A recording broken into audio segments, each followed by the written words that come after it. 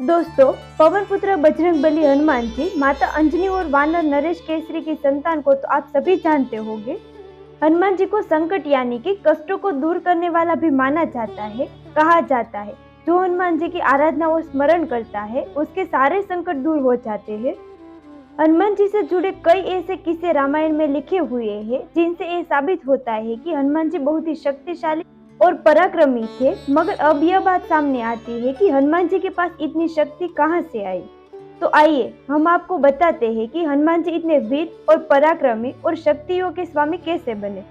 आप सबने हनुमान जी के बचपन से जुड़ा यह किस्सा तो सुना ही होगा कि एक बार हनुमान जी सूर्य को फल समझकर उसे खाने के लिए चले जाते हैं। इस सब को देखकर सभी देवता और पृथ्वीवासी घबरा जाते हैं कि अगर हनुमान जी ने सूर्य को खा लिया तो क्या होगा।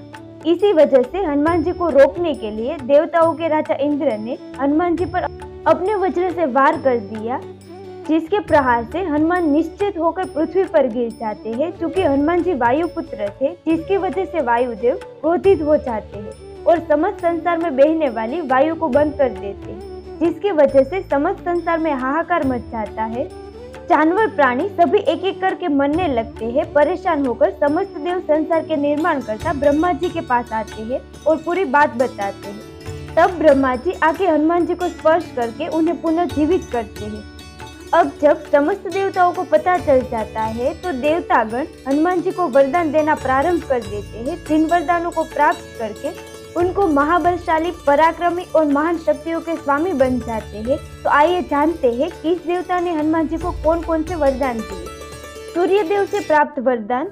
सूर्यदेव ने हनुमान जी को आशीर्वाद के साथ वरदान में अपने तेज का 100वां हिस्सा देते हुए कहा कि जब हनुमान जी के अंदर शास्त्र अध्ययन को ग्रहण करने की शक्ति आ जाएगी तब स्वयं सूर्यदेव हनुमान जी को शास्त्र का अध्ययन करवाएंगे, जिससे वो पूरे संसार के सबसे श्रेष्ठ वक्ता और शास्त्र ज्ञानी बन जाएंगे। यक्षराज कुबेर से मिला वरदान। यक्षराज ने हनुमान जी को वरदान देते हुए कहा कि किसी भी युद्ध में हनुमान जी के ऊपर किसी भी अस्त्र से प्रहार किया जाए उसका हनुमान जी के ऊपर कोई भी असर नहीं पड़ेगा। यहाँ तक कि किसी समय मेरा और हनुमान का युद्ध भी हो गया तो मेरी गदा भी हनुमान का बुरा नहीं कर पाएगी। यमराज से मिला वरदान।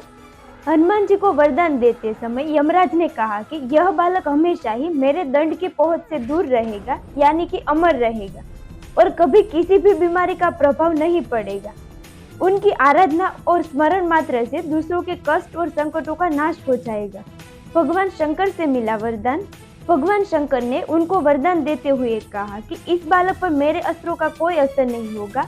इसी के साथ कोई भी मुझसे वरदान में प्राप्त किए हुए अस्त्रों से हनुमान को नुकसान नहीं पहुंचा सकता, अर्थात कोई भी अस्त्र उनको नहीं मार सकता है।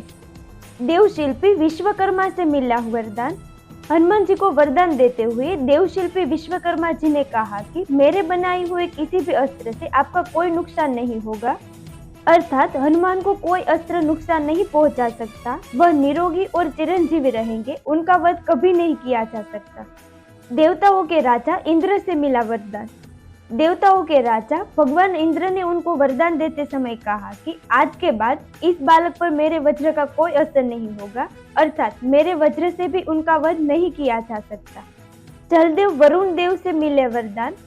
जल के देवता वरुण देव ने उनको वरदान देते समय कहा कि उनकी आयु जब 10 लाख वर्ष की हो जाएगी तो भी उनके मेरे पास और जल के बंधन से मुक्त रहेंगे, इससे भी उनकी मृत्यु नहीं होगी। ब्रह्मा जी से प्राप्त वरदान। संसार के निर्माणकर्ता परमपिता ब्रह्मा ने उनको दीर्घायु का आशीर्वाद के साथ वरदान देते समय कहा कि किसी भी युद्ध में इस बालक को कोई भी नहीं हरा पाएगा। किसी भी प्रकार से ब्रह्मदंड का उन पर कोई भी असर नहीं होगा और ना ही उनसे हनुमान जी का वध किया जा सकेगा। वह अपनी इच्छा से किसी का भी रूप धारण कर पाएंगे और पल भर में जहाँ भी जाना चाहे वहाँ जा सकेंगे।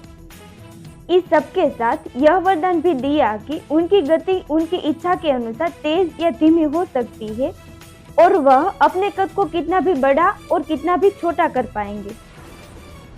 माता सीता से मिला वरदान।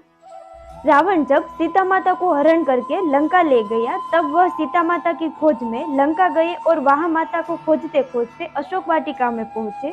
तब सीता माता ने उनको अमर होने का वरदान दिया था। भगवान राम से मिला वरदान।